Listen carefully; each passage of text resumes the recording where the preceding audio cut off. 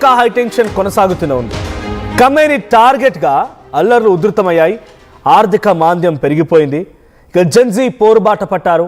అంతా హైటెన్షన్ నెలకొంది.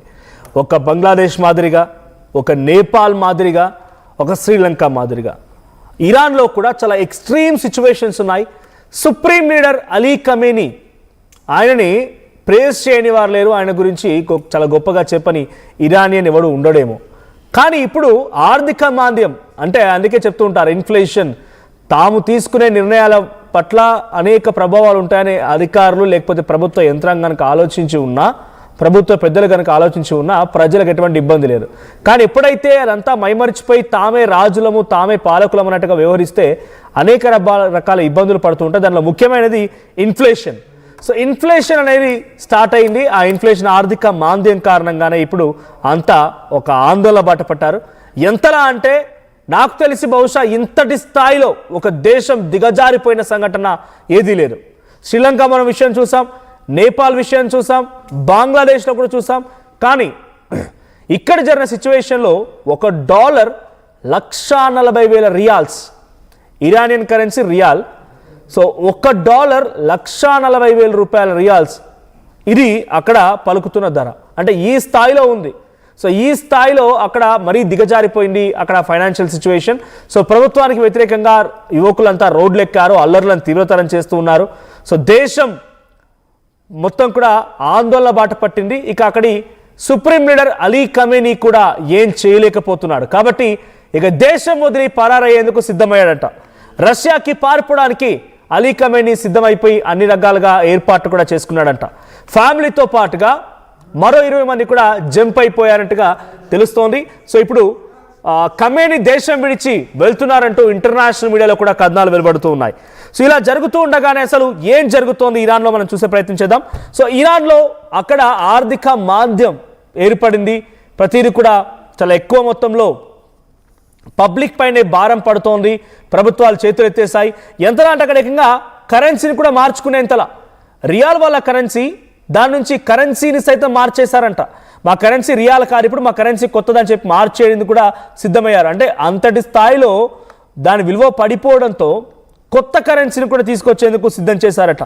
Ali Khamenei ఆయనతో పాటుగా మరో 20 మందిని అక్కడి నుంచి తప్పించుకునేందుకు సిద్ధమైపోయి వాళ్ళంతా కూడా ప్లాన్ చేసుకొని రష్యా వైపుగా వెళ్ళడం కోసం సిద్ధమవుతున్నారంట. So new currency of Iran, ఇరాన్కి సంబంధించినటువంటి న్యూ కరెన్సీ ఇప్పుడు ఇంప్లిమెంట్ చేసినప్పటికీ ఆర్థిక మాంద్యం ఏమాత్రం తగ్గడం లేదు. So Toman, so new currency ఏంటంటే తోమన్, దాని పేరు తోమన్. సో ఆ న్యూ కరెన్సీని ఇంప్లిమెంట్ చేయాలనుకున్నారంట. $1 = 140, అంటే ఆల్మోస్ట్ 1,40,000 రియాల్స్గా ఉంది. దేశ వ్యవస్థ మొత్తం కుంటుబడిపోయింది. ఆర్థికంగా అనేక ఇబ్బందులు పడుతున్నారు. అష్ట దరిద్రాలు అంటుకున్నాయి. సో కాబట్టి ఏం చేయలేక ఇబ్బందులు పడుతున్నారంటే దీంట్లో డొనాల్డ్ ట్రంప్కి సంబంధించిన ఒక చిన్న ఆస్పెక్ట్ కూడా ఉంది.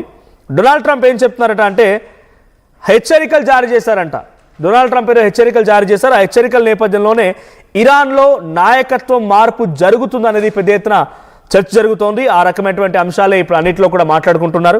So Iran supreme leader Ali Khamenei దేశం విడిచి పారిపోవడానికి అన్ని రకాల ఏర్పాట్లు సిద్ధమైపోయి ఆయనతో పాటుగా ఇంకో 20 మంది కూడా వెళ్ళిపోతున్నారు.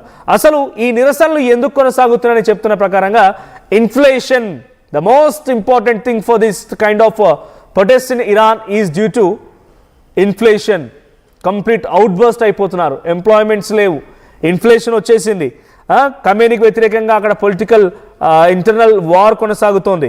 టెహరాన్లోని చాలా కీలకమైనటువంటి షాపింగ్ కాంప్లెక్స్ల వద్ద భారీ స్థాయిలో భద్రతా బలగాలు మోహరించాయంట. ఏ క్షణమైనా చాలా పెద్ద ఎత్తున బాంబ్ బ్లాస్ట్లకు కూడా తెరలేకపోచ్చినటువంటి ఒక అనుమానంతో ఎక్కడెక్కడ బలగాలు కూడా మోహరించున్నాయంట.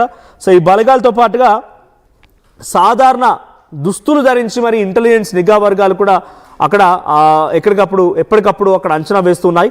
టెహరాన్లోని జోమ్హోరీ అనేటువంటి ఒక సంబంధించినటువంటి ఒక ఏరియాలో ఆందోళనకారులను చెదరగొట్టేందుకు అక్కడ బాష్ప వాయువులని, తర్వాత టియర్ గ్యాస్ని, తర్వాత ఒకనొక సందర్భంలో ఫైర్ ఫైటర్స్ని కూడా అక్కడ రంగంలోకి దింపి వారిని కంట్రోల్ చేసే ప్రయత్నం చేస్తున్నారంట.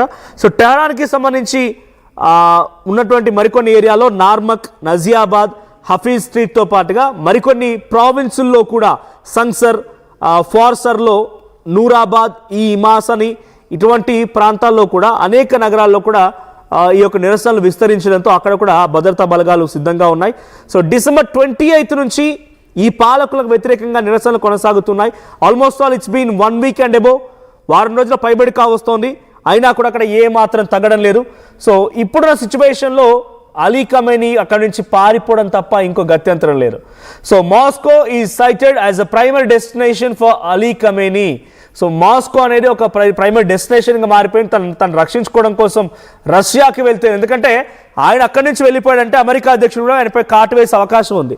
ఇరాన్తో ఏరే ఇతర దేశాలకు ఎక్కడికి వెళ్ళినా కూడా కొంత ఇబ్బందే, కానీ అమెరికాతో ఇబ్బంది. కానీ రష్యాకు వెళ్తే రష్యా అమెరికాకు మధ్య కొన్ని విభేదాలు కొనసాగుతున్నాయి కాబట్టి రష్యా అధ్యక్షుడు పుతిన్ అయినా తనని కాపాడగలుగుతాడేమో, రష్యా అధ్యక్షుడైన తనని సంరక్షిస్తాడేమో అనేటువంటి ఒక ఆశ, ఒక బలమైన నమ్మకంతోనే అలీ ఖమేనీ రష్యా వైపుగా ప్రయాణం చేస్తున్నాడు. సో మరి ఇదే అలీ ఖమేనీ చాలా ఇస్లామిక్ కంట్రీస్ ఉన్నాయి, పక్కనే సౌదీ ఉంది, లేదంటే ఖతార్ ఉంది, తర్వాత దుబాయ్, ఇలాంటి దేశాలు ఉన్నాయి, ఇరాన్, ఇరాక్ ఉంది.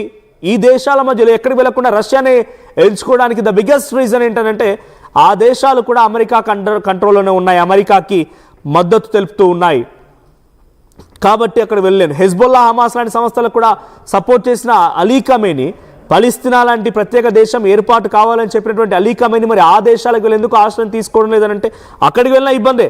అక్కడ కూడా ఇజ్రాయెల్ చాలా విపరీతమైన దాడులకు పాల్పడుతోంది. హమాస్, హెజ్బుల్లా లాంటి సంస్థల్ని పూర్తిగా నాశనం చేసే ప్రయత్నం చేస్తోంది. ఈ తరం వాడికి వెళితే అలీ ఖమేనీ ఈజీగా పట్టుబడడం, తనంతట తాను లొంగిపోయినట్టుగానే భావించాల్సి ఉంటుంది. కాబట్టి అక్కడికి వెళ్లకుండా అమెరికాకి కొంత ఇప్పుడు క్రిస్ క్రాస్గా ఉన్నటువంటి రష్యాని ఆయన నెక్స్ట్ బెస్ట్ ప్లేస్గా చూస్తున్నారు కాబట్టి రష్యాకు వెళ్ళడానికి సిద్ధమయ్యారంట. సో అలీ ఖమేనీ ఇక దేశం వదిలి పరారైపోతున్నాడు. మొన్నటిదాకా ఇరాన్ ఇజ్రాయెల్ యుద్ధంలో అలీ ఖమేనీ చాలా గొప్పోడు, అలీ ఖమేనీ లేకపోతే అక్కడ దేశ ప్రజలు ఏమైపోయేవారు అనేటువంటి మాటల నుంచి కాస్త అలీ ఖమేనీ దేశం వదిలి పరుగులు పెట్టేటువంటి పరిస్థితికి వచ్చిందనంటే ఇది ఒక ఉదాహరణగా తీసుకోవాల్సింది ఏంటంటే శాశ్వతంగా ఎవరు పాలనలో ఉండరు, శాశ్వతంగా రాజులు ఎవరు కాదు. ఒకటి గుర్తుపెట్టుకోవాల్సిన అవసరం అయితే ఈ అలీ ఖమేనీ ఉదాహరణ ద్వారా అర్థమవుతోంది. మరి అలీ ఖమేనీ ప్రయాణం ఎటువైపుగా ఉంటుంది? అలీ ఖమేనీ అక్కడ ఉంటూనే అక్కడ దేశ ప్రజల్ని సంరక్షిస్తానని చెప్పి ఆ ఉద్యమాన్ని, ఆ నిరసనల్ని కంట్రోల్లోకి తీసుకొస్తారా, లేదు ప్రాణభిక్ష పెట్టమని చెప్పి శరణార్థిగా రష్యాకి చేరుకుంటారా? చూడాలి మరి.